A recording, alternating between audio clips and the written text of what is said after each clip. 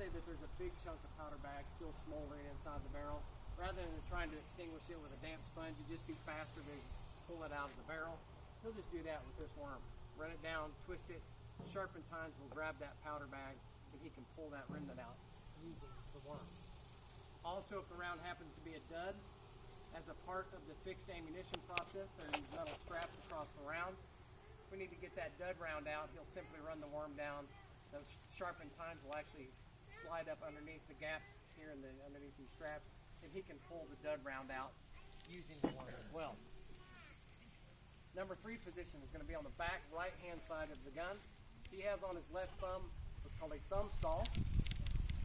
Singular piece of leather that you're going to slap over the thumb and tie off at his wrist. In the very middle there's a round circular patch of leather, typically stuffed full of horsehair to make it very pliable.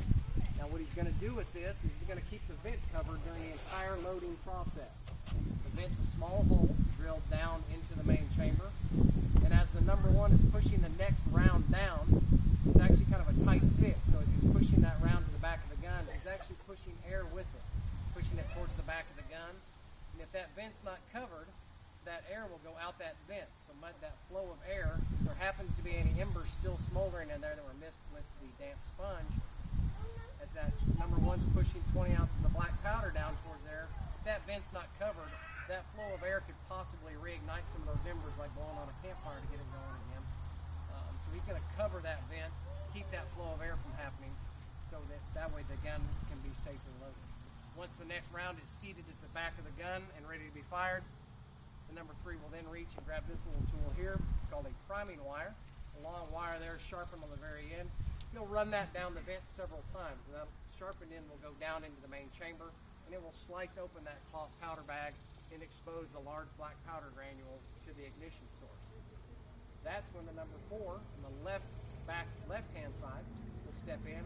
He will insert the ignition device inside the vent. He'll reach into his tube pouch and grab one of these out. The device here is called a friction primer. It's a brass tube full of black powder. Then up at the very top, they insert this little twisted loop wire. And then where it is inserted into the top of that tube, they put a little bit of fulminated mercury. That's the green stuff in a musket cap that makes it snap and makes it spark. Then what they do is they pinch that shut, and then up at the top where you can see that there's a little black rubber part there, they actually seal that. So they'll take one of these out, place it into the vent, and then they'll take his next device. It's called a lanyard. It's a rope with a wooden handle on one end and then a metal hook on the other.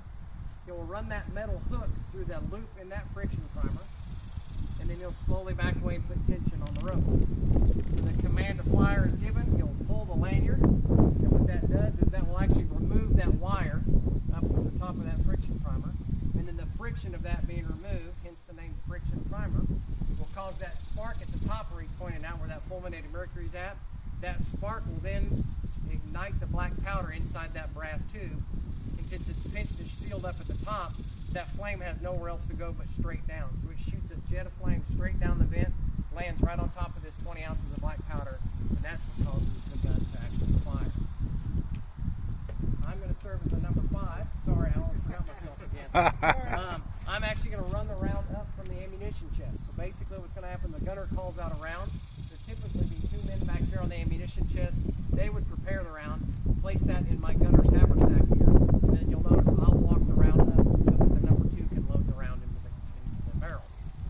This gentleman here is our gunner. He is going to be the one that's going to give all the commands. He's going to sight the gun as well on this target downrange. He's going to use this little device here called a pendulum pop. Keep that in mind because we'll talk about this here in just a second when we go over the rounds.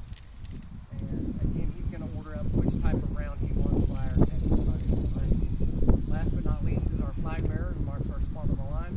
You can see the amount of smoke that we had generated just from this blank round we fired. The wind weren't blowing. There were a day where there was no wind at all. You can see how quickly the battlefield become obscured with tens of thousands of muskets and hundreds of artillery pieces going off. The flag bearers basically are a great way to mark our spot on the line. This way, with all the linear tactics of the day, it's easy to be able to look to the left and the right and make sure that everyone's where they're supposed to be so that you can maintain that linear structure and that elbow-to-elbow structure that is so common that they follow at the time of the war. Thank you, gentlemen. rounds that the gunner has to choose from inside that ammunition chest. Half of them are solid shot. That's this round right here. It is a solid 6-pound piece of iron. Going to use this all the way to that full 1,500 yard range. It can be used against multiple targets, whether it's cavalry, infantry, field fortification. The most widely used target for this, however, is in counter battery fire, which is basically a military term for getting into a cannon duel with an enemy across the way. So what's going to happen with this particular round is the gunner's going to arrive on the battlefield. They're going to unlimber the guns to the front. They're going to quickly scan the battlefield and see if there are any enemy artillery pieces within range. If so, they will open up with this particular round. He's not going to pick the enemy gun. He's not going to lob this and try to drop it in on top of the enemy gun. It's basically you have one shot, and if you miss, you're done. It's going to actually improve his chances of doing damage by picking a spot out in front of the gun, depressing or lowering the barrel. And then he's going to fire this, and he's going to actually skip this across the battlefield like you'd skip a rock across a pond. If you've seen the movie, the Revolutionary War movie, The Patriot, the Mel Gibson movie where the cannonballs are bouncing around, taking off arms and legs and everything else, that is solid shot. That's what it's designed to do.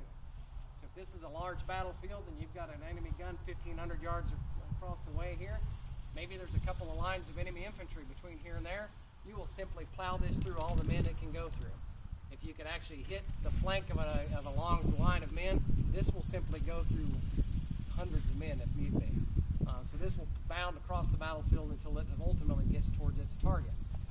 It's going to do that damage on the way to the gun, and by skipping it at that low trajectory, the Army, with their linear tactics, whether side to side or front to back, the enemy's gun is going to be spread out just like this. You've got the gun to the front, about 12 to 14 yards behind, you've got 6 horses and a limber. 14 yards behind that, you have 6 more horses and a limber and caisson. If this thing accidentally bounces over the head of the gun, you've got a secondary target, perfect line right behind the gun. If you accidentally skip over these 2 targets, you have a 3rd target, perfect line as well. So by skipping this across the battlefield with the solid shot, it just increases your chances of doing damage once the gun's fired. The next round we have is this little round here called spherical case shot. Essentially, this is the same size as a 6-pound solid shot, except this one's hollowed out. And then on the inside here, they pack this thing full of bullets. And then what they do is they're right here in this empty space here in the middle, there would be black powder, a charge of black powder. And what they do is they screw in this lead fuse plug down in here. This is then placed inside the ammunition chest and ready to be fused and fired on the battlefield. There are several different types of fuses that could be used. This particular example is a paper fuse full of black powder. This is an original 8-second fuse right here. So what's going to happen with this particular round is the gunner is going to call out, let's say, spherical case shot, 1,200 yards load. People back here on the ammunition chest, they're going to flip that chest open. They're going to read that chest real quick. You want to yell it out for me, Dale? Spherical case shot, 1,200 yards, 4 degrees elevation, 5-second fuse. So there's some information there. They said 1,200 yards, 4 degrees of elevation.